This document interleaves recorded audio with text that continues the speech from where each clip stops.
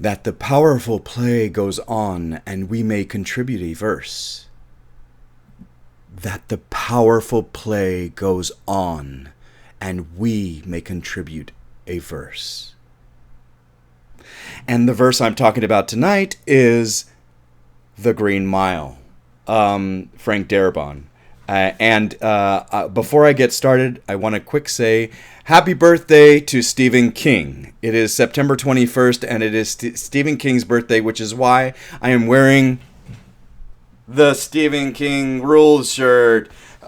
So if those of you who might not know, a very little known film called Monster Squad, back in the 80s, the main character wore a shirt, and this is red and the yellow writing. This is exactly it, Stephen King Rules. So this is a replica of that shirt. I love that movie. And most people don't know anything about it or didn't like it or who knows what. But I am a huge Stephen King fan. As you can see behind me, I have every single fiction book and a couple of his nonfiction, but every single fiction book on hardback that he's ever written, including over my, I'm going to do this wrong, over my right shoulder. That's my right shoulder. Holly, which just came out this month. So I have everything he's ever written. I am currently going through all of them, reading all of them in chronological order of publication, and I'm a little more than halfway. There are 85 books. As you can see, it's a shelf and a half long. There are 85 books, and I am near I'm ending The Dark Tower. So right now I'm like 80 pages away from the end of The Wolves of Kala, The Dark Tower, and then there are 2 more Dark Tower books left, and then I have finished The Dark Tower and continue on. Anyway, don't want to go off on too much of a tangent, as you know I can do. Tonight we are reviewing The Green Mile. Frank Darabont again. And before we get too into it, I want to give you a few disclaimers. These videos are completely unedited, so if I screw up and say the wrong thing, I screw up and say the wrong thing, and we're just going to roll with it as if I knew what I was talking about. And these are completely unedited, so if your kids are in the room, I will say adult things, so you probably want to put the earphones in or ask them to leave the room, and adult themes will come up, like I'm having a Midori sour tonight. It is green in honor of the Green Mile. So adult things will come up, and I want to let you know that spoilers will happen in these videos. I'm doing a movie review of a movie. Of course I'm going to tell you about the movie, which gives spoilers away. So if you don't like spoilers, look at the list below the video of movies that I mention in this video. I'll give a little header of movies I give spoilers away for, movies I just quote, or movies I simply mention and don't really talk about, like The Monster Squad. And you'll be able to avoid spoilers for movies that you don't want spoilers for. So, just like I promised you, this review is going to be about a movie that is on the poster and in the book. So, challenge number 34, set during the Great Depression. Now, could I have found a film that was more about the Great Depression than The Green Mile? Yes, I could have, of course. But I'm trying to stick with movies that are on the poster and qualify in the book. And when I looked up the list of movies, the 100 movies on the poster, and was like, okay, what movies are set during the Great Depression? There were very few, and this was one of them. So, movie title, The Green Mile. Year released, 1999. Aspect ratio, 1.85:1. Running time, 3 hours and 9 minutes. Genre, crime, drama, fantasy. Rated R, which, you know, before I I've seen this plenty of times. Before I sat down and watched it tonight, I was like, rated R? Really? Why is it rated R? And then I was like, okay, some of the things that they say, you know, I'd rather fuck your asshole than your sister's pussy. Okay, there were some things that they say in this movie that I was like, oh, okay, that's why it's rated R. Again, spoilers will happen. Starring way too many people for me to read in the book or write in the book. They give you a tiny little line, and I'm like, dude, this movie is so full of amazing fucking stars. and not just stars, but even side characters that are so fantastic. You cannot. Okay, so I'm on IMDb. Tom Hanks, of course. Michael Clarke Duncan. Oh my God. David Morse is a fantastic in this. James Cromwell. Michael Jeter. Oh my God, yes. Graham Greene, even though he has a small part. Wow. Sam Rockwell. Barry Pepper. Jeffrey DeMunn. Patricia Clarkson. Harry Dean Stanton, who's fantastic in this and has such a small part again. William Sadler. Oh, who plays... Patricia Clarkson. I already said that. Who am I thinking? Oh, Percy. Doug Hutchison. Okay, I don't know his name off the top of my head. Doug Hutchison. Because I don't know a whole lot of things that he's done. But god dang, he's fucking amazing in this movie. Okay, so there are just too many people to mention absolutely everybody. But this movie is just jam-packed full of great... And there's not enough space in this book to put it. Okay, so before we go on too further in the book, date challenge completed, which I always tend to forget. Today, which is Stephen King's birthday, 9/21/23, but unfortunately I won't be able to post this movie because of how late it is. I won't be able to post this video until tomorrow, so you'll get the video the day after his birthday, but I watched the movie and am recording on Stephen King's birthday. Directed by Frank Darabont, produced by Frank Darabont, written by Frank Darabont, also produced by David Valdez, also writing credit Stephen King. But I just wanted to get you to understand this is like a Frank Darabont film, just like the number one film on the poster, which is The Shawshank Redemption. So very much like the two, they are just... Wait. I want to know who did the... I'm going to check real quick, because I don't want to get it wrong. I hate getting things wrong. Shawshank Redemption. Why don't they have this on the first page? They don't. Thomas Newman. Okay, so Thomas Newman did the music for both films. He did a great score. But both films by Frank Darabont, Stephen King, Thomas Newman are on the poster. I mean, in my opinion, Stephen King is like one of the best storytellers ever.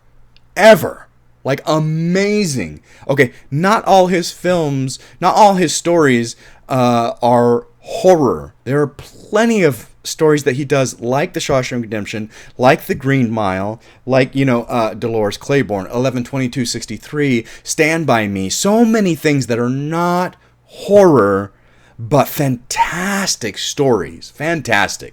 And so, yes, he is the king of horror, which a lot of people say, but he also can write a great story that has nothing to do with horror. And this is one of them. Music by Thomas Newman. Back to the book. Music by Thomas Newman. I just wanted to look that up because he did do the music for this and The Shawshank Redemption. Awards received. I was shocked. It didn't win an Academy Award. And so I was like, okay, what was the... Let me see if I can pull up my Academy list without stopping the video. Okay, because I've had problems in the past with that. Okay, so Academy Awards. I was like, how did this not win any Academy Awards? And then when I looked it up, I was like, okay, this is the year American Beauty won.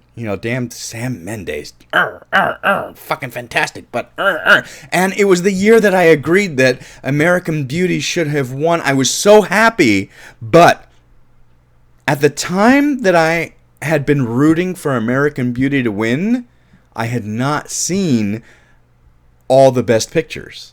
Okay? So I still, to this day, have not seen the Cider House Rules. Okay? But just watching the preview, I'm like, how in the world can this movie be in the same category as these other films as Best Picture? Okay, this is back when they were only nominating 5 for Best Picture. Okay. So American Beauty, which won... And at the time, I was like, hell yeah, American Beauty. Okay, The Cider House Rules, which I haven't seen, so I can't really say. The Green Mile, which is the one I'm reviewing tonight. The Insider, which is Michael Mann. Oh my god, fantastic. Love that movie. And The Sixth Sense, which I liked a lot, but I wasn't as over the moon as a lot of people were when that movie came out. I mean, a lot of people were like in love with that movie, and I totally get it. Totally get it. There are Shyamalan films that I think are better than that. Unbreakable, Cabin in the Woods, Knock at the Cabin. I keep saying Cabin in the Woods, and that's so not right. Knock at the Cabin. Fan-fucking-tastic. Okay, anyway, at the time I wanted American Beauty to win, I had not seen The Green Mile. Now it's like so hard to like, which one is better? They're completely different themes, and they're both so well done that I would have to sit down and watch the Cider House Rules so that I have all 5 films in mind before I said, you know what, this is the one I pick. You know?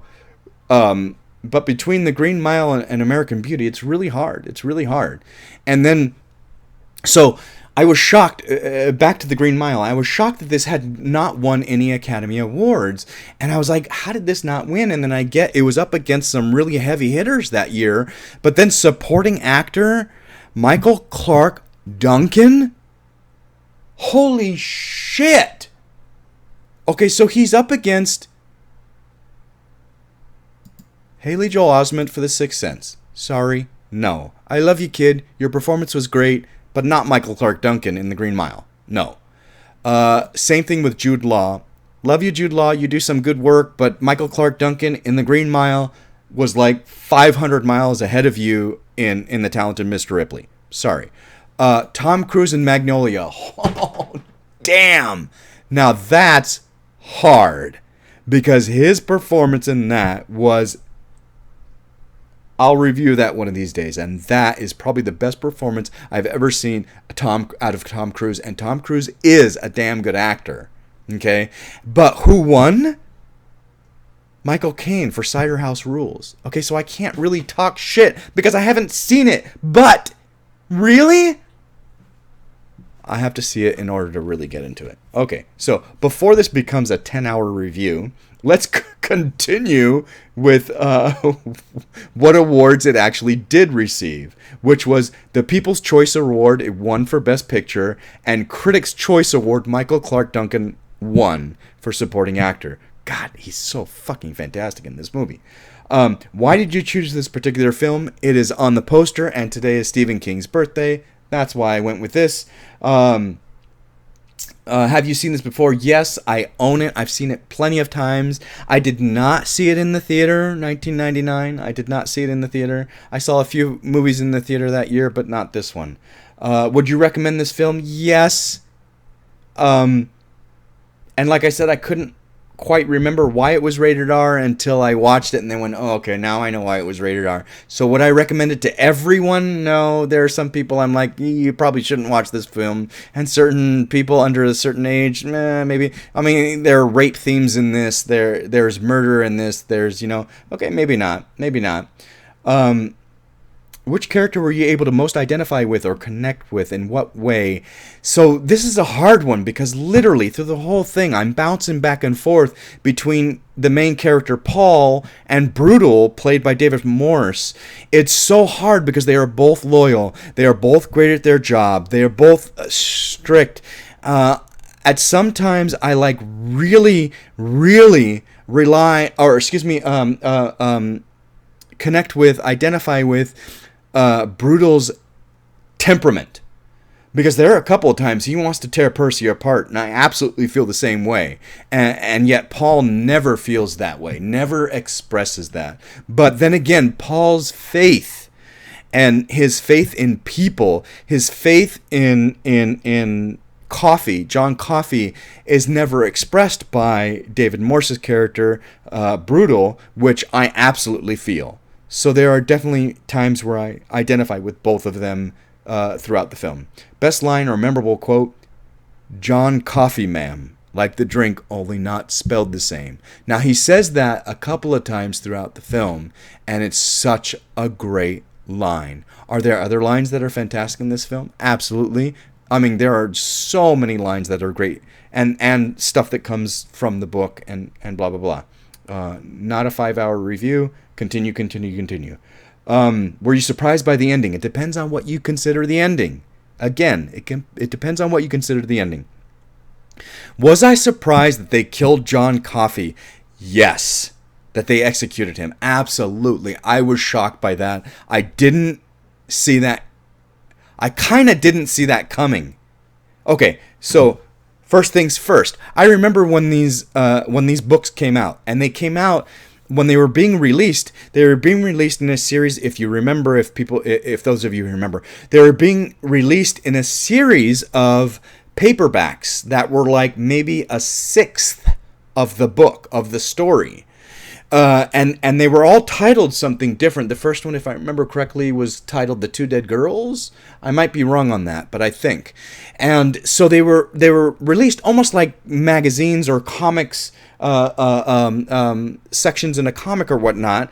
And I remember my dad, because my dad liked Stephen King. He had a few of his books, Thinner, the Needful Things like that. He had a couple of his books, and he liked Stephen King enough to where he bought a couple of the Green Mile books. I think he quit partway through, because I know he didn't have them all. Otherwise, I would have all of the smaller books. I wish. Oh my God, I wish. Anyway. I have a book that's a novel hardback that combines all of them. So anyway, it came out in sections. Okay, this book came out in sections. Why did I go off on that tangent? Oh, because of the ending. Were you surprised by the ending? Now I don't even remember why I went off on that tangent. But when this that's why. Because I did not read the stories before I saw the movie. The movie came out pretty quick. When was... I'm totally going to mess this up. The Green Mile publication date was 96. Okay, so only 3 years difference. They came out in 96, which is before I started high school. And the movie was made in 99, which is when I graduated. So there was a lot. I mean, my parents divorced when I was 13. So, I mean, there was a shit ton going on. I went to live with my mom after my dad hit me and kicked me out. So there was a lot of stuff going on. Okay, in those years in my life. So, and I think anyway, let's not go off on too much of a tangent because it's 17 minutes and I don't want to make a 10-hour fucking video. I remember when these came out, and I did not read the story before seeing the movie.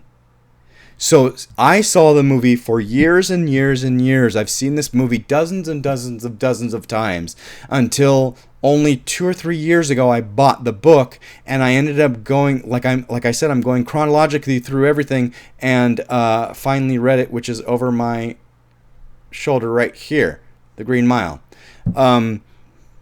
And so I finally read it. So, and I'll tell you later on why I'm so glad I watched the movie ahead of time.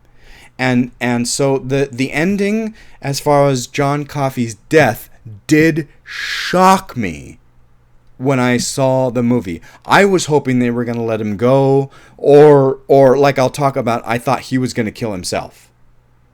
But if you consider the ending, were you surprised by the ending? If you consider the ending, the very, very, very ending, which is how long Paul lives, yes, I was kind of shocked.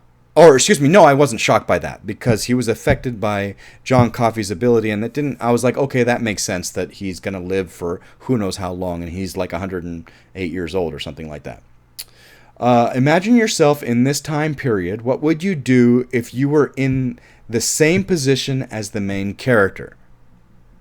So I identify with Paul and Brutal, but Paul most. It would be really easy for me to be able to play Paul because I identify with him so well if they were to remake this movie, but I would so much rather play John Coffey, even though I'm totally the wrong race, the wrong skin color, the wrong everything for that role. But I would love to play that role. I mean, it's such a great role. I wonder if I could do what Paul had to do. I think I could, because I understand why. I understand that that we're all on this earth for a human experience, and it is not the end of our existence. I know that for sure. And so for him to want to leave this earth, again, we'll get into the notes, I would be able to do what Paul did, I think, because I understand. Anything else you want to say about this? I love the changes that Darabont made, but I also loved when I read the story. They're both fantastic. It's not like the Shawshank Redemption, where I loved the Shawshank Redemption. The feeling of it was so much better. It's one of the few books that I enjoyed the film way more than the book. This one is like a toss-up. I enjoy them both so much. Okay. The last little thing that it says here, around 8,000 girls auditioned for the lead role in Annie, 1982, by taking turns singing the part of Tomorrow. Oh, God, I feel so bad for those people who had to fucking listen to that over and over and over and over again. Okay, so I tried to keep my notes limited because I knew this was a really long film, but unfortunately I do have a lot of notes, and it's already 21 minutes in, so let's try to get into these. I like the idea about the whole thing being told as a story. That the older Paul is telling the story to a friend. You know, because I saw the movie so many times and I know the movie so well, I don't remember everything that was changed from the book to the movie. So I don't remember if that was a film idea or if it was in the book that way. Percy is such a shit. Oh my God. And I do have to say, God, wow. Okay, Percy is it's so easy to fucking hate him because he's such a piece of shit. And he's so well written, but also Doug Hutchison does an amazing job. Amazing job. Because I hate him. I think I told you guys before of the story of James Rousseau, and my mom can't watch anything he's done simply because of the role he played in The Extremities with Farrah Fawcett. She cannot. He did his job so well, she hates him, and Doug Hutchison did his job so well in this film, I fucking hate him, and I love to hate him in this movie. Michael Clarke Duncan. Okay, Michael Clarke Duncan was huge. He was super tall, and I told myself I was going to research this before, but I didn't. Okay, we have a cast of really tall people that are all around Michael Clarke Duncan. If I'm getting the numbers right, Tom Hanks is probably 6'1", 6'2", maybe. David Morse is probably 6'2", 6'3". James Cromwell is like 6'7", if I remember correctly. He's insanely tall. Okay, Michael Clarke Duncan is like 6'4", 6'6", maybe, somewhere in between there. I can't remember really. I would have to look them up. So he is comparable to all these guys. But in this film, he looks like he's a foot taller than everybody, including James Cromwell, who is the tallest in the fucking cast. I can almost guarantee you. I think James Cromwell's like 6'7". I think he's insanely tall. Anyway, Michael Clarke Duncan, the quote-unquote special effects, really special effects, not really, they created crates for him to walk on so that he was literally taller than everybody else, so that the difference was made because they really wanted to show how much bigger this guy was. Obviously, he's huge. He's huge, beautifully huge. And you know, he's not one of these people today where they have to be 10% body fat in order to put him on film. No, he was huge. He was thick. He was beautiful. He's wonderful. An amazing actor. And they wanted to show how much bigger he was, so they put him on crates. He literally walked on, you know, a built crate, whatever, to make him that much bigger. I literally can't say enough about his performance. And wow, he blows me away. Because before this, he had just done Fluff. And then he does this, and it blows my mind. This is what the Academy Award is for. People like this who like just blow it out of the water and don't have a history of doing that. I mean, he should have won. He should have won. Okay. I tried to take it back, but I couldn't. It was too late. So the brilliance of having that line in the very beginning, and us not, as the audience, not knowing what that really means, not really understanding it. Wait, is he just ignorant and we doesn't know what he's talking about? I don't get what he's talking. Did he kill them and then he tried to, like, I'm sorry? We don't know what to think of that line, and I love that we don't know what to think of that line. Those of us who saw the movie first don't know what to think of that line, and it's great. I love that that Darabont waited until Paul is reading the report to tell you or show you why John Coffey is there. Because if I remember correctly, like I said, the first book of the series was The Two Dead Girls, so you know right away what's going on and why he's there. And in this, it delays it for a little bit, and then you find out why he's there. And I love that that's where he puts in the scenes of the girls. This is a 3-hour movie. And you know what? To be honest, I've seen a lot of long movies very recently. Like I said, Once Upon a Time in the West, Once Upon a Time in America, Apocalypse Now. I don't always agree that these films should be that fucking long. I don't. This does not have a wasted scene, in my opinion. Everything is story. Everything is great. Everything is engaging. I do not feel like 3 hours was too long. Not at all. Jeffrey DeMunn. So Jeffrey DeMunn, you just got to put him in every Stephen King movie. How many Stephen King movies has he been in? 8? I don't know. I mean, you could probably go on his IMDb and count. But you got, if you're making a Stephen King movie, call Jeffrey DeMunn, see if he's available, get him in there somewhere, because he deserves it. At this point, he deserves it. I love the mouse. I love them. 3 grown men outsmarted by a mouse. David Morse. I love the mouse. This is great. Great addition. Percy is such a piece of shit. Oh my god. And I love when the mouse outsmarts him.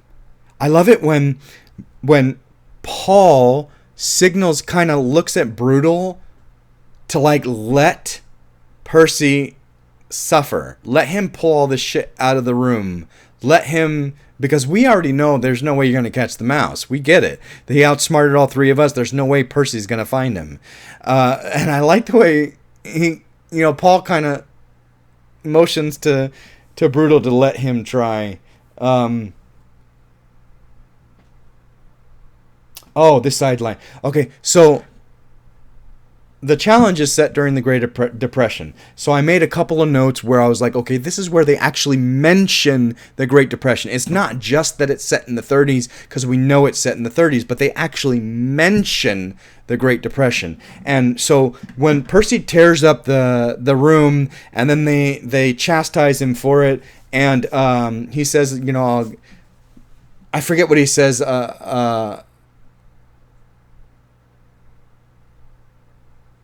I don't remember, but David Morse, Brutal, gets pissed at him, grabs him, pushes him up against the wall.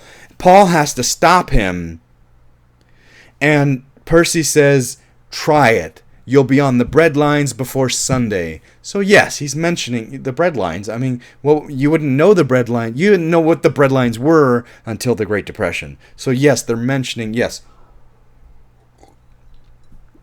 they do reference the fact that people are out of work and there is a Great Depression. Harry Dean Stanton. Okay, I already said this before, but God. Okay, so multiple times I think I've wrote this note. There are no small parts. Okay, there are people who can't do enough with their part.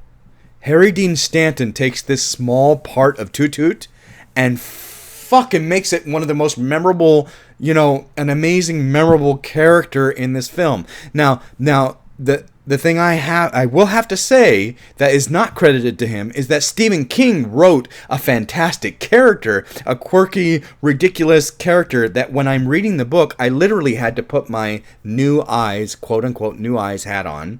I hadn't watched the movie in at least 6 months at least when I read the book. So I put my hat on of forget what you know about the movie. You haven't seen it in a while. Just forget what you know about the movie.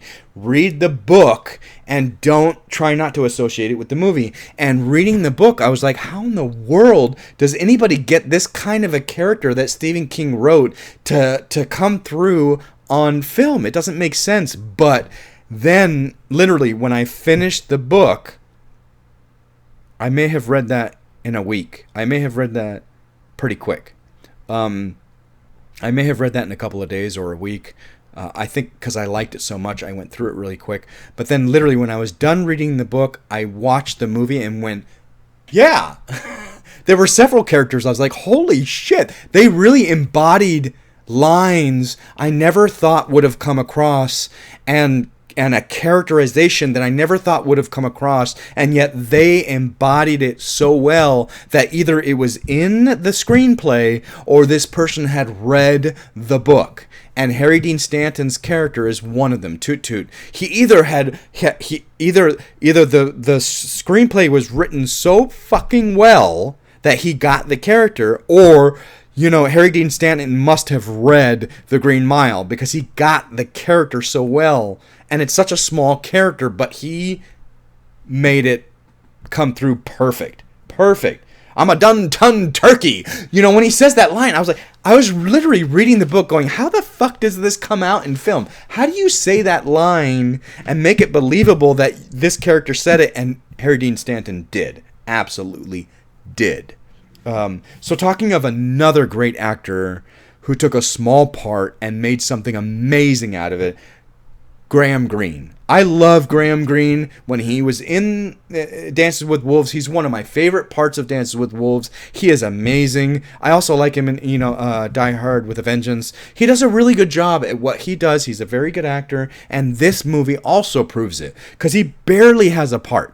He has a bigger part in the story. There's more to his background. They say why he's there, which I don't think they say they don't say in the movie why he's in prison. In the book, they do. So there's more to his character in the book. But what Graham Greene did on screen is fantastic with a very limited time. I love that scene. Is so amazing right before he gets executed. When he asks, what basically, do you think that someone who really repents gets to go to heaven and gets to live the best time of their life over and over? And Paul says, I believe just about that very thing. And then, his character, what's his character's name? Bitterbuck tells him about, the woman that he was with and laying by the fire and having sex with her and then talking all night through, and he says that was my best time.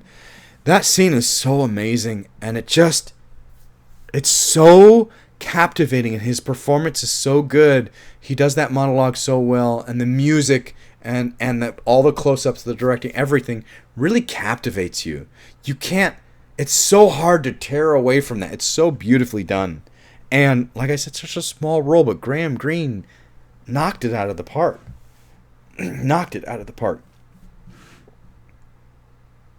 He's paid what he's owed. He's square with the house again. So keep your goddamn hands off him.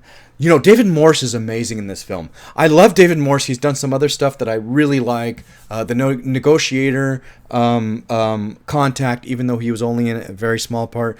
David Morse is really good. I like him. He's always playing side characters. This is a very big role for him. I've never seen him do anything quite this big, because he's definitely a supporting cast. Wonderful, great. But some of the lines he does, some of the emotion he gets across.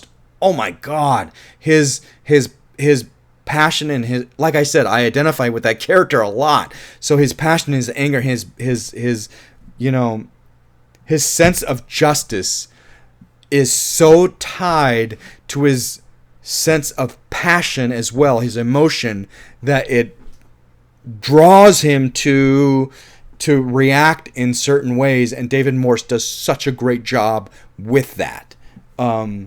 I don't remember 100% if that was the character in the book, but David Morse is amazing in this film, and I love that line where, you know, Percy's just a piece of shit. Somebody's always mad at him. I done tame me that mouse, Mr. Jingles. So Michael Jeter, you know, wow, gone way before he should have. He's such a fantastic actor. I get that he is a character. I get that much like if you don't want Alan Rickman in your movie, you don't hire Alan Rickman. If you don't want Christopher Walken in your movie, you don't hire Christopher Walken. And so Michael Jeter is very much the same thing, although I think he has a little more versatility, but still, if you don't want Michael Jeter in your film, you don't hire Michael Jeter. But Michael Jeter beautifully got across Delacroix's. He created a Delacroix that was likable and fantastic and like beyond film. I don't remember Delacroix being that way in the book. He may have been. Again, I had seen the movie so many times before I read the book that what's really ingrained in my mind is the film. And Jeter's performance as Delacroix is fantastic. And his personality really pops that first time. That first time his personality really pops is when he's like, I tamed the mouse and look what he can do. And oh, it's so fantastic. He does such a great job that it's not just the mouse that brings this through. It's not just the story that brings this through. It's this character that Michael Jeter has created. And it's fantastic. It's fantastic.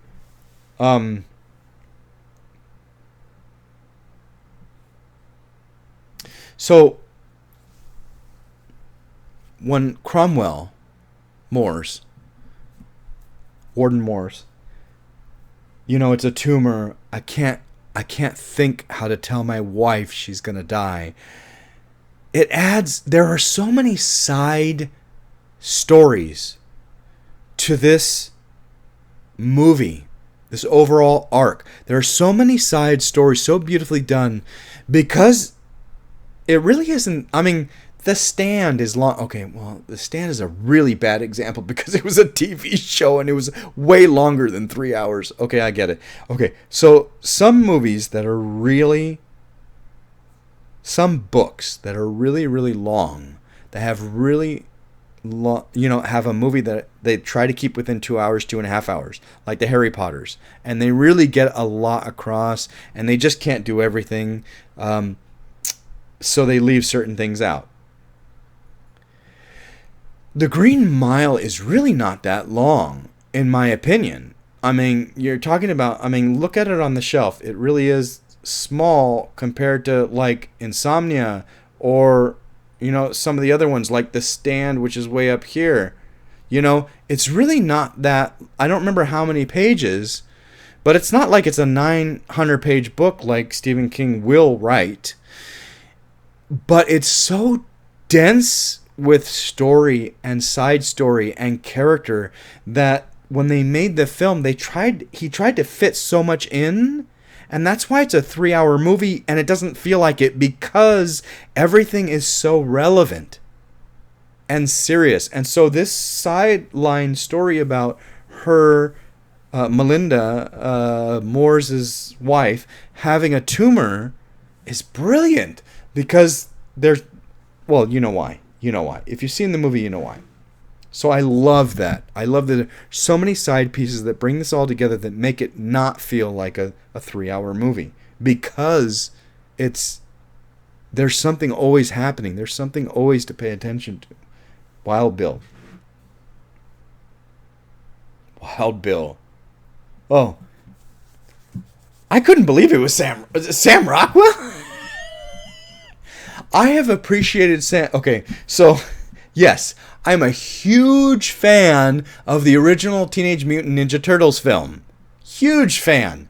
Did I know that was Sam Rockwell in that movie? No. No. He plays one of the punks. Could you really remember? Like, I'm going to follow Sam Rockwell now because I see him playing a punk in this movie. You know? No. No. What kind of cigarette? Regular or menthol? No. That was a quote from the movie if you didn't know. So that's how my mind works. Anyway, I did not start paying attention to him because he plays one of the Foot Clan in Teenage Mutant Ninja Turtles. No, not at all.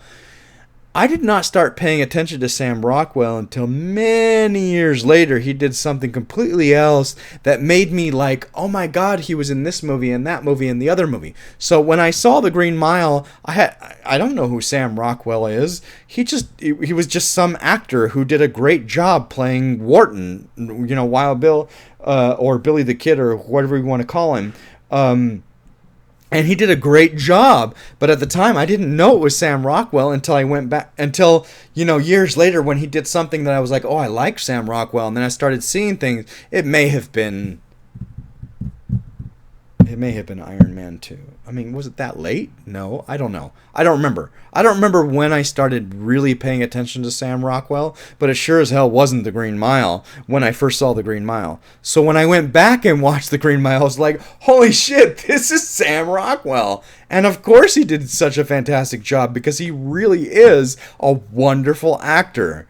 And I just didn't recognize it back then. No, I did. I just didn't know who he was. That's the whole thing is. I was like, here's this actor who does a great job at this character. I just didn't know who he was. So yes, I recognized that he was a great actor. I just didn't recognize who he was. So now when it's more of a treat when I go back and watch it. So when they first show him and he's acting like he's drugged. I love that. That's not a mistake you'll be making anytime soon. I love it. Such a great part. Makes me laugh.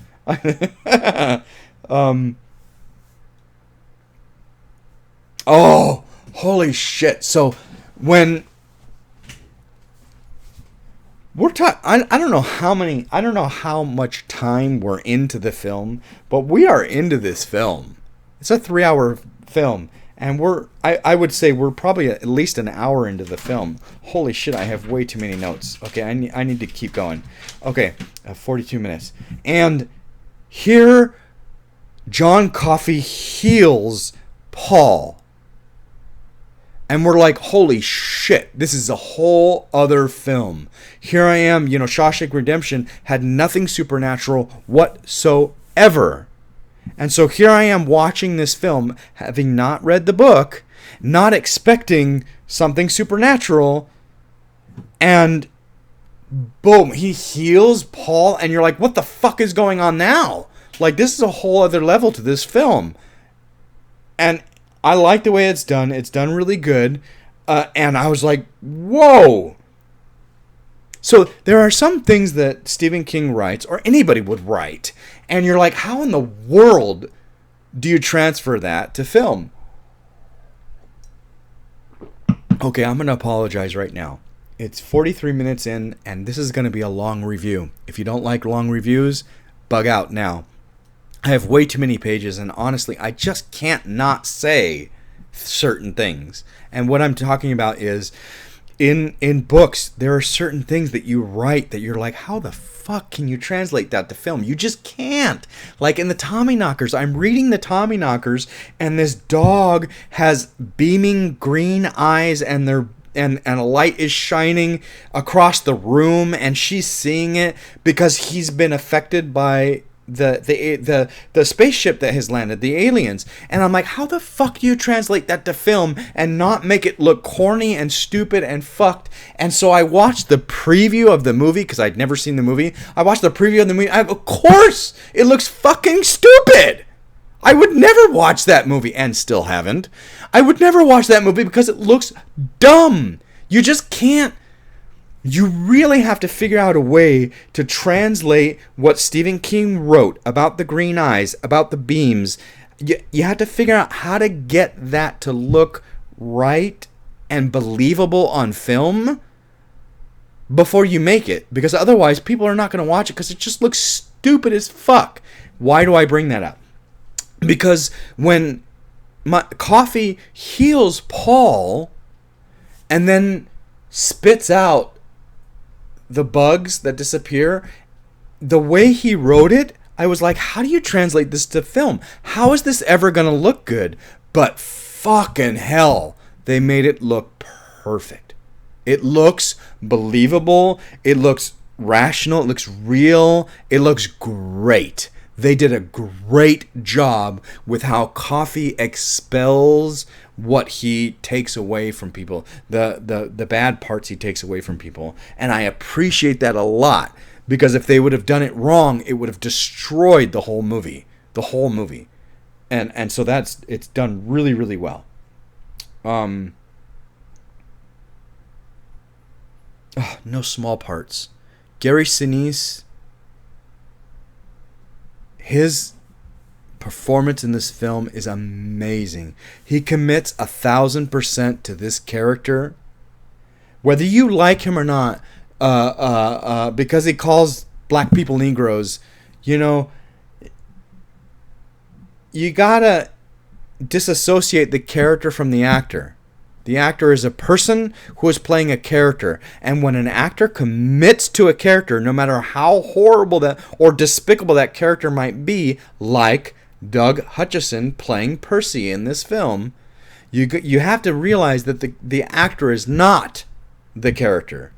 And so Gary Sinise in this film commits 1,000% to this character, and I believe him 1,000%. He's amazing. He has such a small role, but that scene is so impactful when he talks about how John, don't turn your back on John Coffey. He is absolutely guilty, and his character believes it 100%. And we had a dog that we loved, and he tore my son's eye out, and don't turn your back for a second. Fucking amazing. What? And there's a reason why I say don't push that character off on the actor. Why? I've been on set with Gary Sinise. The first thing I ever did on film was CSI New York, and fucking amazing person. He is probably he is the most amazing person I have ever been on set with. He is so like every other actor I have ever worked with on theater. He is so humble. He literally shook both of my hands, thanked me for being there and just playing a background person, because he said he literally stopped production. He was a producer. He stopped production and said, I want to thank everybody who's here, all the background people, because without you, it wouldn't look right. Okay, so he took time out of his day to do this. He is an amazing person. He understands what it takes to make a film or TV show look real. And so he is a great, amazing person. So this character he plays in this film is not him, but he plays it as if you believed it with 1,000% him, because he's that good of an actor. He's that good of an actor. Oh, here's another reference as to why it's the Great Depression.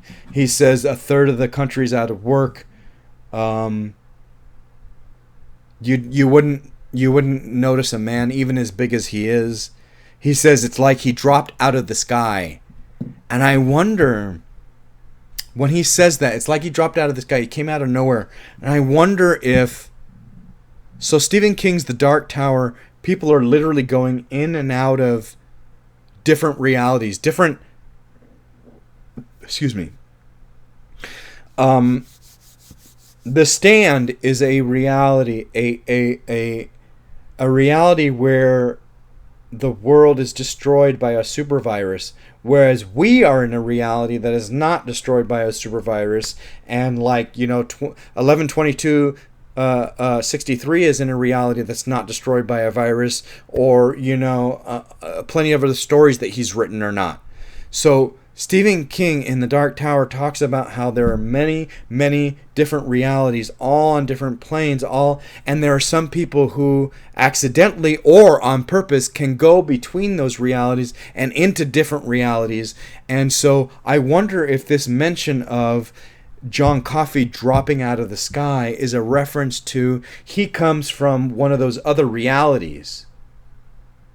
He obviously has a gift, much like The Shining.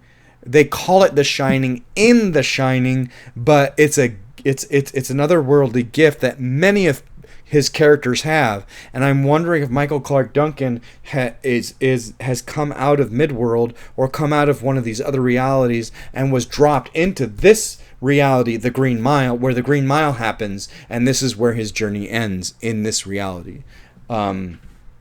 It's a very interesting concept, and I really like that. The nickel for the moon pie.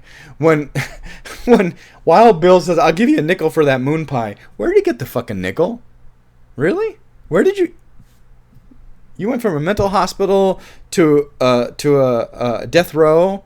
Where did you get a nickel? Anyway. When Percy... So, when they rehearse Delacroix's execution, they get rid of Delacroix, they tell him to do the tricks with the mouse for the people, and then he comes back, and Percy does that. Percy's like trying to be good. Like, we're happy for you. I'm glad you made an impression. I'm glad... But then he does the boo. It just goes to show that at his core, that character is just he's not a nice person. Percy takes it to the extreme in this film, but it's just at his core, he's not a nice person. It wouldn't occur to most people to do that, and for it to occur to him to do it, and for him to actually do it, he's just not a nice person. And at that moment, when Wild Bill or Wharton or however you want to call him grabs Percy, and there's that line that I was like, oh, no wonder this is rated R. I'd rather fuck your asshole than you're such a pussy, I think. And then he's like, your noodle ain't limp at all, lover boy. Aside from the acting, like, holy shit. And then we get that as tough as Percy is talking, he's really a scared little boy inside, and he may be a repressed homosexual. It's very possible, and that's part of what drives his nastiness, and part of what drives his distaste for everyone, but also that he is like just this piece of shit because he can't accept who he is, and so can't accept other people, and blah. And a lot of times what you find despicable about yourself, you pick on other people for. And he's constantly calling Delacroix a faggot, So there's a lot there that I'm like, ooh, not even Stephen King wrote it, Stephen King didn't say that Percy was gay, but if we're just talking about the film, and we can think what we want to think, and we can read into a character what we want to read into, because all we're watching is a 3-hour film, and it only shows you clips of that person's life, I can posit that Percy is actually a repressed homosexual, and that's why he's so nasty, and that's why he calls Delacroix a faggot all the time, and that's why that being grabbed and groped by Wharton, he has that reaction, and then he pees on himself, and Delacroix makes fun of him, and holy shit, again, Jeter is amazing. Yes, Doug Hutchison did a great job at what he did, but also Michael Jeter, oh my God. Wetmore's a good name for you. Percy Wetmore to a dance. Listen to him squishing in his pants. Jeter just commits to this character that's just amazing. Larger than life. It's just amazing. Wow. It's great. Mouseville. So the idea of Mouseville to make Delacroix feel better. So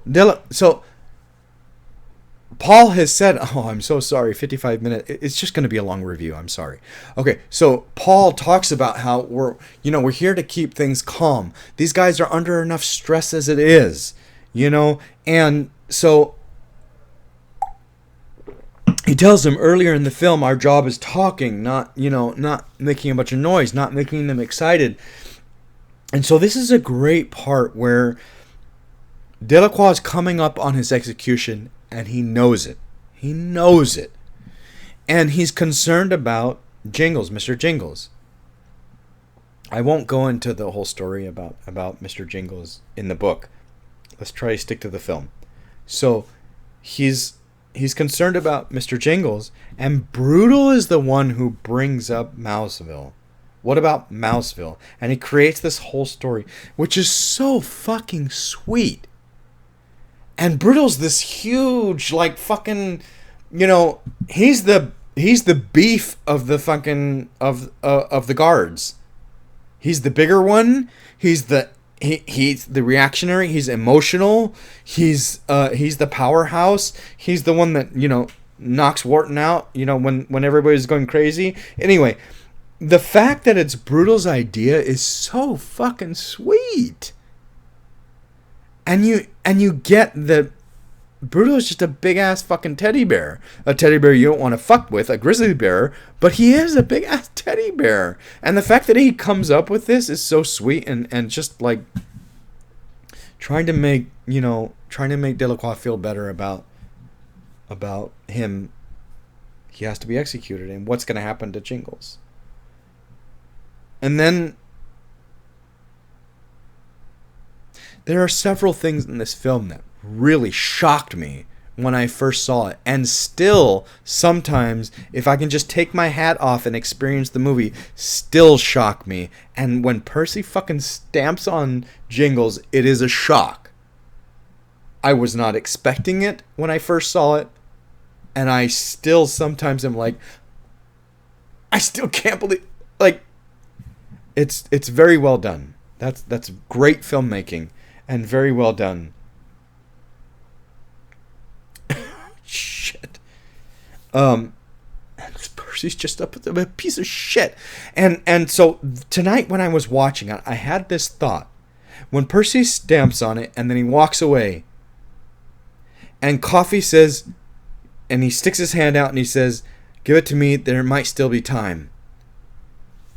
Okay, Paul has already been healed by Coffee. He knows, he understands to a degree. I, tonight, watched it, and there was more hesitation from Paul than I would have expected. I don't think I noticed that before. Paul did a double take. And I'm like, why the fuck did he do a double take when he says there still might be time and Coffee healed him already? I feel like the character literally would have scooped him up and took him over right away. That's my feeling of the character. If I were the character, that's kind of how I would have done, because I believe that Coffee can do something.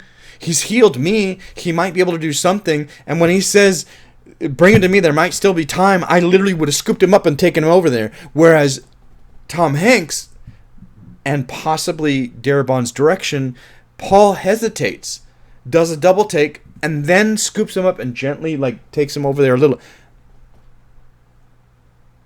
Again, I didn't make this film, but I feel like that character would have, if I were to play that character, would have grabbed right away and taken him. Because if there's time, do something, please. And I know that Coffee could maybe do something. He healed me. took it back. When he says, I took it back. I think he said it before, I took it back, something like that. It gives you a little insight on that line that I said before was so beautiful that you put in the beginning. That's such a mystery. But now we're getting insights into that mystery. I took it back. And you're like, wait, there's something not right. Because up until now, if you're just watching the film, you may wonder, did he really kill him? Maybe wonder. But now you're really like, wait, I took it back. Isn't that what he said about the girls? And I remember when I watched this film, when I first watched the film, I thought that. Isn't that what he said about the girls? I tried to take it back, but it was too late. Now he's saying I took it back. Is there some kind of connection there?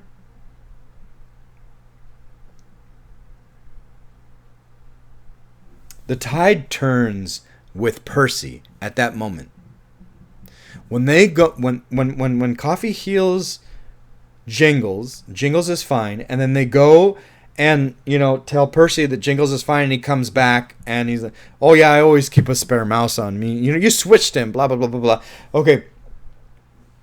Excuse me. When they threaten him, when you make a promise to a man, you shake his hand. When they threaten him and say, if we put you out in front for Percy, you leave. The tide turns there with Percy. Because Percy has had the upper hand up until now. Now, they are like neck and neck.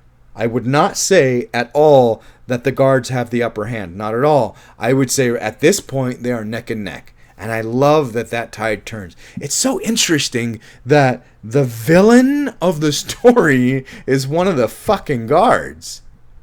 And not the inmates. We never think that any of the inmates... Well, maybe Wharton a little bit. Not really. Because he's not a threat. He's in fucking... He's in the jail cell.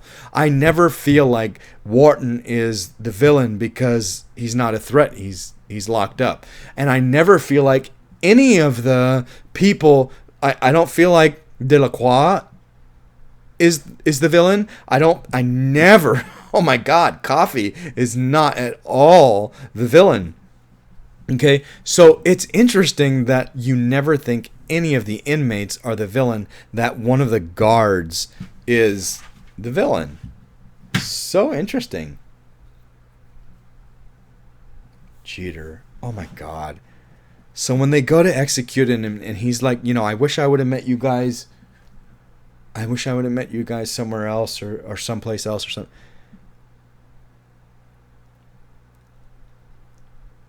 I remember talking about how Red in the Shawshank Redemption, it's sad that he regrets.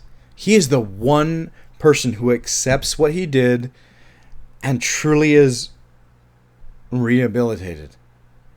Truly deserves parole because he's really rehabilitated. He's not the same person he was before. This reminds me of that when Michael Jeter's like, I wish I would have met you guys somewhere else. You get that he truly regrets what he did. Absolutely. I don't 100% get that with Bitterbuck.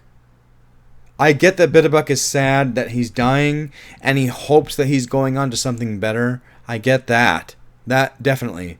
But Delacroix, I get that he regrets what he did and wishes that he could change it. Like he says in his last words, I wish I could take it back. I'm sorry for what I do. I wish I could take it back, but I can't. Of the characters on death row, Delacroix is the only one that I really believe regrets what he did. Coffee's a whole other situation. So he regrets what he did.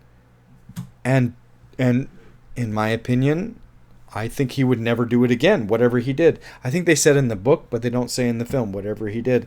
And he's definitely a candidate for parole.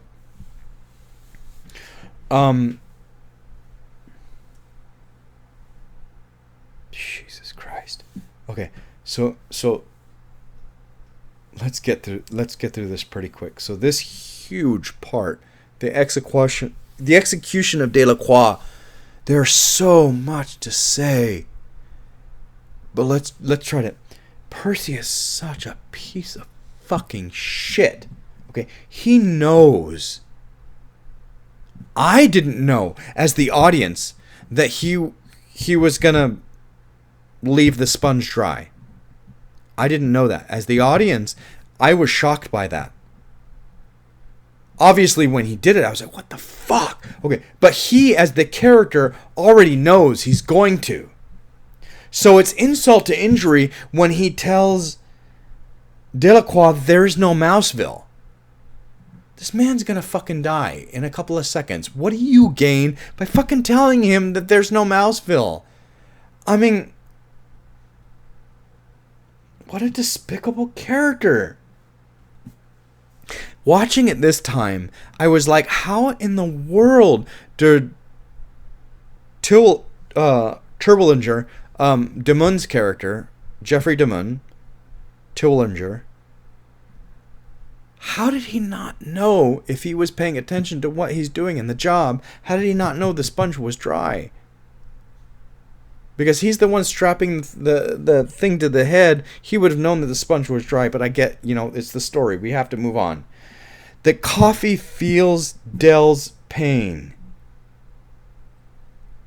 Is it possible that coffee... This is a note for later on, but I'm going to say it now. Is it possible that coffee is taking some of Dale's pain so that Dale's not feeling it all?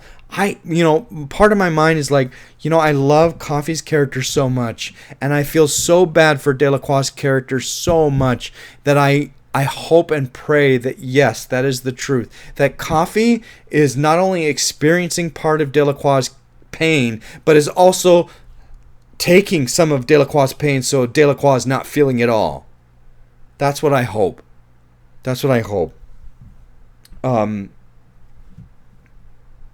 Wharton singing, his singing is directly from the book. He fucking sings in the book. Another lines like, how do you make this work? And Rockwell did a fantastic job of making it work. Did you read the book? Because it feels like you did. After his execution, after Delacroix's execution, and the confrontation in the cellar is so amazing. Such great fucking lines. Everybody does such a great job. An execution, a successful one. How the blue blazes could you call that a success? Edward Delacroix is dead. That Wharton is singing about it. Can he carry a tune? Such great lines. How many years you spent pissing on the toilet seat before somebody told you to lift it up? Great lines and such a wonderful part, and just so many shifts. Because now the guards have the upper hand. Why? Because now the Wharton is in on it. Now it's not just the guards that know you're a fuck up and you're a piece of shit. But now the warden's in on it. And now you can't weasel your way out of it. So that's where I see, where I feel like the shit. So before we had that shift in the powers, not with Percy, the powers equal. Now that the warden understands and knows and has proof and evidence, now the power has shifted and is in the guard's hands.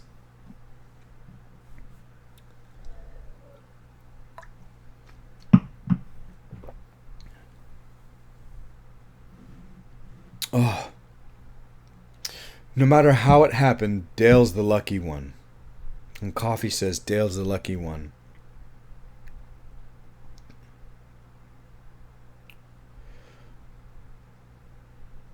All that hurt just spill out. That's what makes me think. So right after the execution, they have that scene in the cellar, and then after that, they go to Coffee. Paul goes to Coffee. He says, all that hurt just spill out. Where's Dell? Or excuse me, where's Jingles? He went, all that hurt just spill out. So that line makes me think that he really was taking some of the pain from Delacroix, which gives me hope because I don't want Delacroix to have all that pain. I don't want anybody to have all that pain, you know. But also when he says that Delacroix is the lucky one, no matter how it happened, I get that little insight there that Coffey's character doesn't want to be here anymore. That's the first time I get that thought or that feeling that Coffey wants to be done with this world. The first time. And it's subtle, but it's there. And it gets expanded later. The plan to help Melinda is great and out of left field. I was not expecting it, and I was like, oh, you know, so many feelings happen right there when he has that lunch, and you know, you saw what happened to the mouse. He did the same thing to me. I could have gone, you know, the rest of the day without ever hearing that. You know, that whole planning party at the lunch or whatever, or breakfast or lunch, or it looked like lunch because it was like a picnic type of thing. She was setting it outside. That's where, oh wow, this is where this is going. Okay, I wouldn't have thought of that, and I loved it. It was a little bit of a shock and a fun shock, and then they plan it out how to do it, and Brutal's not 100% on the side. This is another part where I'm like, I agree with Paul. I identify with Paul because I know Coffey. If I would have experienced what Paul experienced, I know Coffey is not guilty. But then again, Brutal didn't experience that. Anyway, I love that scene. That scene's great when they're like, okay, here's another twist to the story. Now we're gonna help Melinda. Putting Percy in the padded room. Yeah, fucking piece of shit. You deserve it. You deserve it.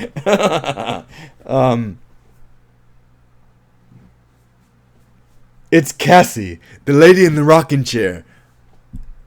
And then when Coffey smells the leaf, Michael Clarke Duncan, fuck, he did such an amazing job. He blew me away. I did not expect this kind of a performance out of him. Did Darabont really wrench this out of him, or was that in him all the time? Because this performance is amazing. And talk about gone too young. I mean, he's dead, 11 years now? 11 years now? It breaks my heart because this performance is so fucking amazing. He could have had a brilliant career because he really is, despite what Hollywood might say about his size, is a fantastic actor. And this shows it off. That childlike innocence when he's the lady in the rocking chair, when he's looking up at the stars, when he gets them to smell the leaves, which by the way is in the book, but just how he does it, and it lights up his face just to be outside and walking around, and his performance is outstanding. That's what the Academy Award, outstanding achievement in Best Supporting Actor. He fucking deserved it. He fucking deserved it. I love Tom Cruise's performance in Magnolia, absolutely. But Michael Clarke Duncan blew me away in this film. Blew me away. Moving on. To tell you the truth, boss, I don't know much of anything, and I never did.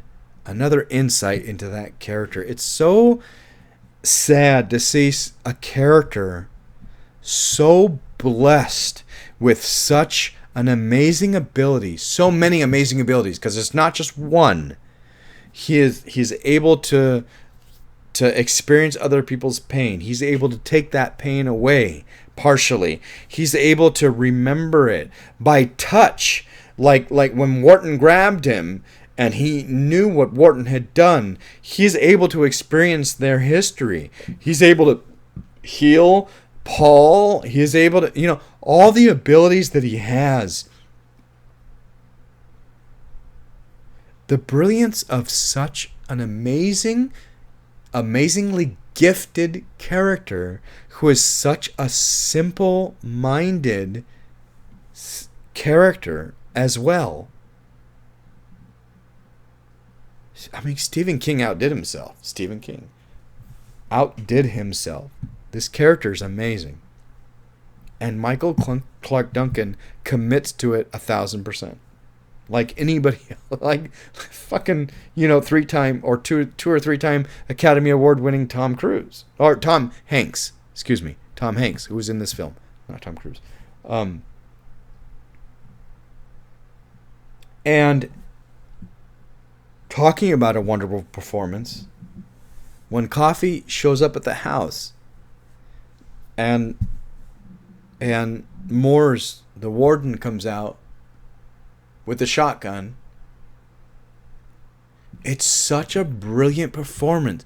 You see, Coffee is not afraid of the shotgun. He's not afraid of Morse, the warden. He's not afraid of any of that. He is intrigued by what he feels coming out of the house, what he feels from Melinda. He gets that there's something more significant here than a bladder infection. There's something more significant here than broken bones in a mouse. There's something really significant that he is literally drawn to, something bigger, and you can see it on his face and his expression and his performance. And when Warden comes out with a shotgun, and he doesn't give a shit. He literally grabs the shotgun but doesn't move it. He puts his hands on the shotgun, doesn't look at the shotgun. He's literally looking up to where Melinda is, even though he can't see it. He knows that's where it is. And the subtle performance of Michael Clarke Duncan. Oh my God. I can't say enough about Michael Clarke Duncan in this role. You can see across his face. He is sad and scared, but it's not of the gun in his fucking face. Not at all. There's something he has to deal with he's not sure he can deal with. At least that's what it seems like to me. But he's confident. He thinks he can. And there's something there bigger than he's dealt with before. And he's going to go deal with it. He's going to go confront it. And this performance is just... His performance is brilliant. And this part... Oh my God. This is probably my favorite part of the film. Probably my favorite part of the film. When he sits on her bed and I see it. I see it. And it's so emotional. It's so beautiful. And he gets that it's there. And here it is. And he has all the confidence in the world that I'm going to take it. I'm going to take it. And then he gets it from her, but he doesn't cough it up. And later on when they say he doesn't cough it up. When he doesn't cough it up, that's when I thought, see, this is why I was shocked when they executed him. It's because when he doesn't cough it up, I thought he was going to hold on to it and sacrifice himself. That's what I thought.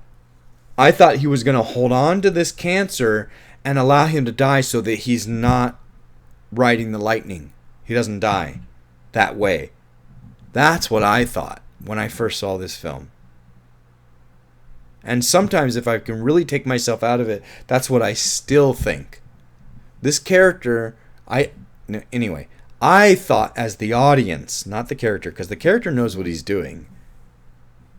As the audience, if I can really take myself out of it, and haven't seen this 1,000 times, I think that he's gonna sacrifice himself. He's more or less committing suicide. He's gonna keep the cancer to kill him before his execution date.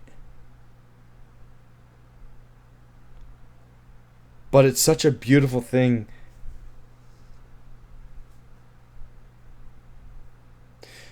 Again, this is one of my favorite scenes. When he heals her, and then she gets up, I think it's gorgeous, absolutely gorgeous. Their contrast, Melinda and Coffee's contrast. He is so fucking huge, and his gorgeous dark black fucking skin, and he's all sweaty and just and scars and shit, and she is just this tiny, frail,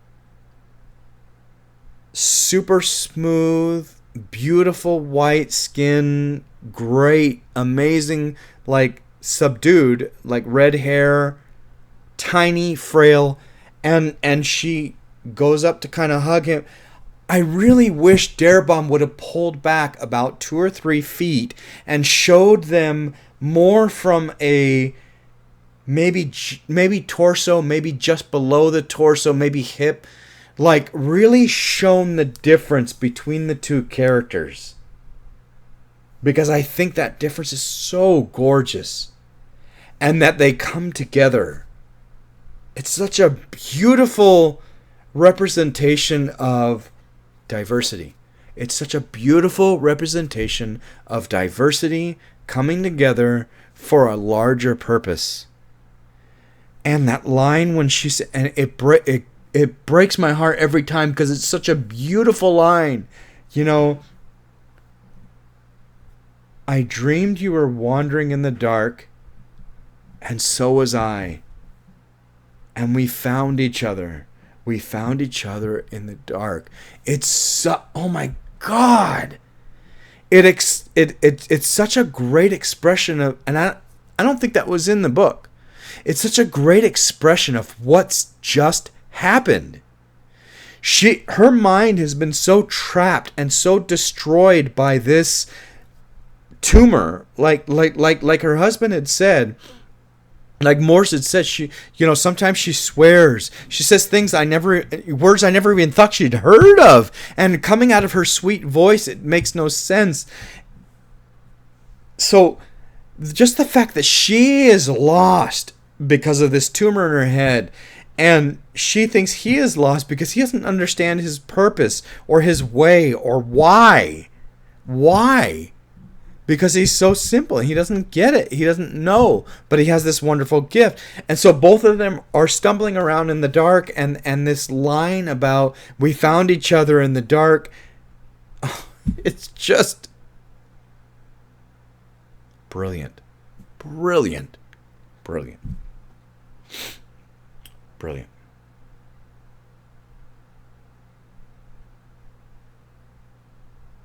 And then after that, when again, like I said, when Coffee doesn't cough it up, and they posit, when Brutus posits that he's holding on to it and he's gonna choke, and Paul says, well, if that's his choice, he deserves it, or he's allowed to it. I really thought that's what was gonna happen, and so the next scene when he gives it to Percy, I was shocked. I was like, wait, what? What's going on? Wait, what? I really was like, well, like topsy-turvy. What's going on? He gives it to Percy, and then Percy goes and shoots Wild Bill.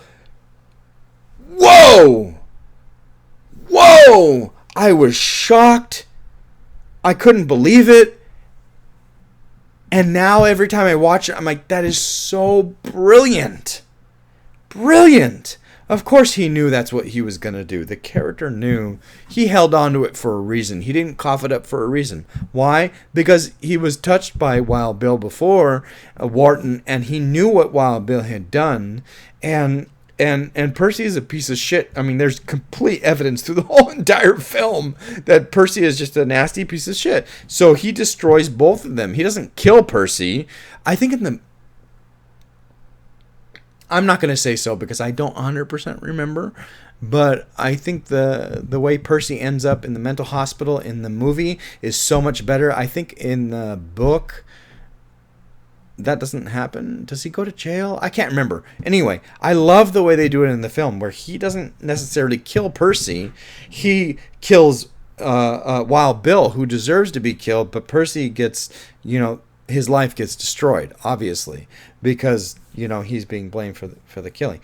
I loved that part. That part is amazing, and it shocked the hell out of me. I didn't realize that was going to happen, and it's so brilliant. Darabont did a great. I don't think that's exactly the way. Well, maybe it is. Both Stephen King and Darabont. I think that is the way it happened in Stephen King. I don't think that's the outcome of Percy. But Stephen King, man, he's a great storyteller. Great storyteller. And then when he shows Paul what Wild Bill did, that Wild Bill did the crime that he's in jail for, I was shocked. Holy shit. I knew, obviously, he said, he's a bad man. So I knew Wild Bill was a bad man, but I didn't realize that Wild Bill is the one that did what again, I didn't read the books before seeing the movie. So, they've shown the past before in this film, and it wasn't quite like this. I love the way they do it here, where it's slow motion and gritty and choppy. They have a different film speed. And the words aren't matching the lips, and that's fine, because we're watching history. We're watching something that's not really there. But also, we're experiencing the way coffee experiences it. So we're experiencing it completely different. And I think that's great. It's great. It's very, very well done. Because he experiences the past he experiences things completely different than we do, but he also experiences the past in relevancy. And so these pieces aren't relevant. They are lead up to something that is relevant, so they're important. And then when it slows down to actual real film, correct speed, correct voice to mouth, when it slows down and it is correct, is when Wild Bill says, "You make a noise and I'll kill you instead of your sister." That's the important part. They kill each other with a love.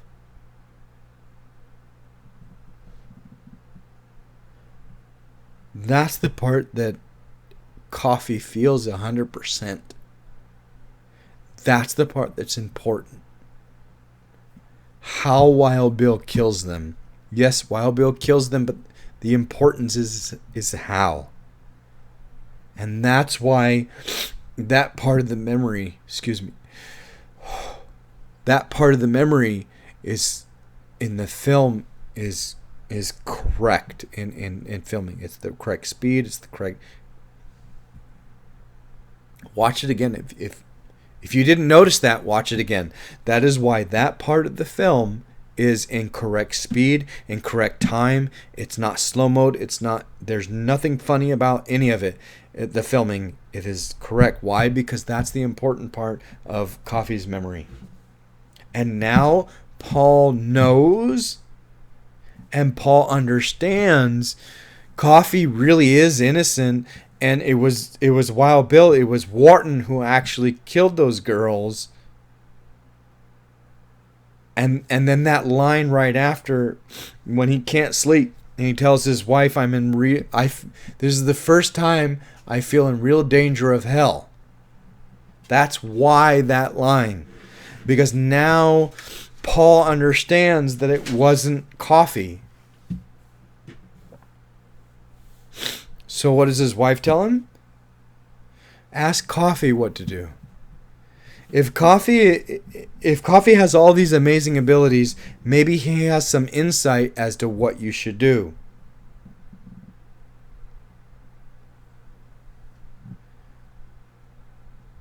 And no matter how many times I have seen this film, I cannot stop from crying at these two amazing parts at the end. And that's when when Paul goes to Coffee. Sorry, I just watched it, so it's like whew. when Paul goes to coffee and says, on the day of my judgment, when I go before God and tell him, why did I kill one of his true miracles? What am I going to say? It was my job? And coffee just says, it was a kindness you have done. So we had a little bit of a foreshadow of like, coffee is done with this world. Coffee wants to be done with this world. You know, he says Delacroix, no matter how it happened, he's the lucky one. Why? Because he doesn't have to deal with this world anymore. So now coffee flat out says, you tell God the Father there was a kindness you had done, because I'm tired. I'm tired of this world. I'm tired of being as lonely as a sparrow in the wind or in the rain, and not knowing where we're going or where we're coming from or why. I'm tired of people being ugly to each other.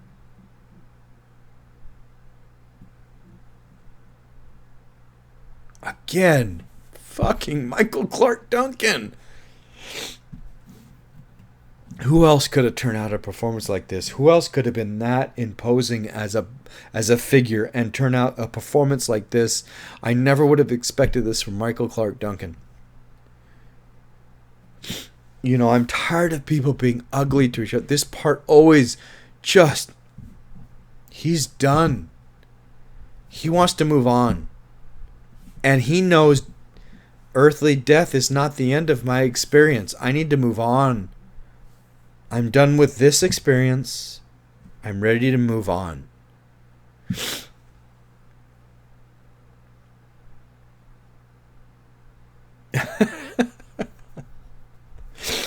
So I wrote this stupid ass fucking line. Note, sorry. I've not watched this movie and not cried at this point, and I have not watched this movie and not cried at the next point, which I'll talk about. If you've ever seen the movie Game Night, and at the very, very end, at the end credits or whatever, Jesse Plemons, his character who plays the next door neighbor, the crazy fucking a police officer or whatever, and he says he's doing the fucking what do you call it, the where you're drawing shit and you're trying to get them to say the name, and he says I always cried at the game. I thought that everybody cried at the end of the Green Mile. Okay, Jesse Plemons is an awesome guy. I mean, he used to be a client when I worked at a different company. I met him multiple times. Very down to earth, very amazing guy. And it always reminds me of that line now. Every time I watch The Green Mile, I think of Jesse Plemons and I think of Game Night, because he references, I thought everybody cried at the end of The Green Mile. And I always cry at the end of The Green Mile. Speaking of which, yes, that part when Paul comes and says, "What do you want me to do? Do you want me to let you go?" And Coffee says, "It's a kindness that you've done. You know, I'm tired of this world." That part always makes me cry. Absolutely, yes. But then during the actual execution,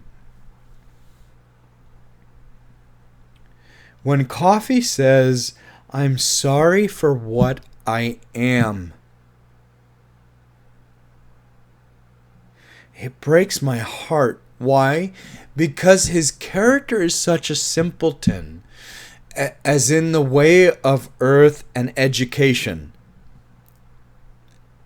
He doesn't get what an amazing ability he has. He doesn't understand that he is a significant force in the world.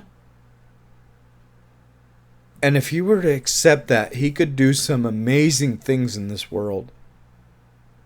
But people don't understand him. People don't understand his ability. And they make him feel wrong because of it. Because how he views the world. because because of society's wrong view of different abilities or different points of view, and especially at the time of whites and blacks, fucking skin color, it's just melatonin, people.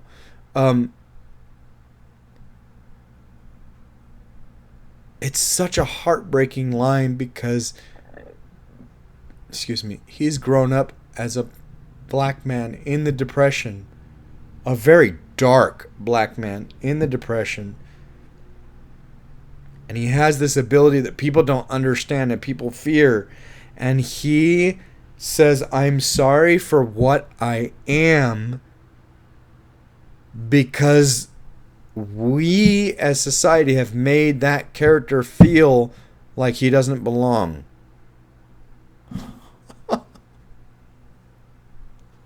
What I wouldn't give to have his ability. What I wouldn't give to have someone now to have his ability and use it in a positive way. His abilities in a positive way. And yet we make him feel like he doesn't belong. We make him feel like he should be sorry for what he is. How sad.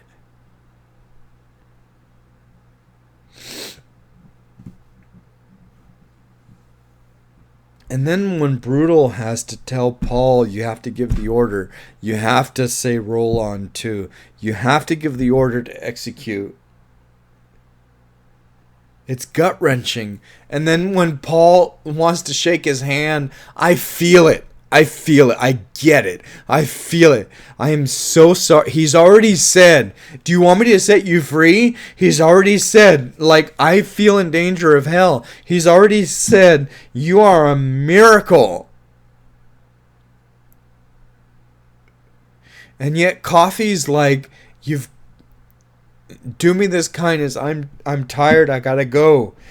And that part where he shakes his hand, I can't not cry. When the integrity, the morality of Paul needs to shake his hand and just say, I'm glad you were here and I am on your side. And when he shakes his hand and you hear the voiceover, he killed them with a love. That's how it is all over the world. It's just a confirmation that Coffee is tired of how we treat each other on Earth.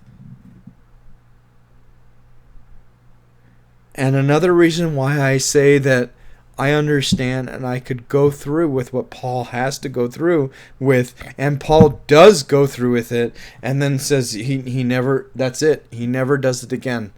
He left that job after that execution. I mean, that's the end of the movie. He says he left that job. That was the last execution he or Brutal ever did. And then the end, the great end line of the movie, we each owe a death. There's no exception. Oh God, sometimes the Green Mile seems so long.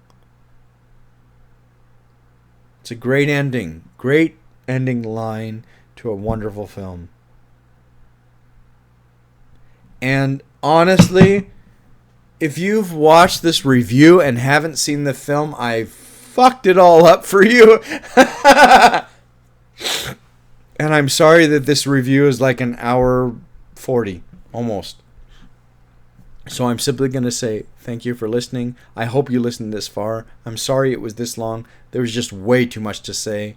And good night. I'll talk to you later.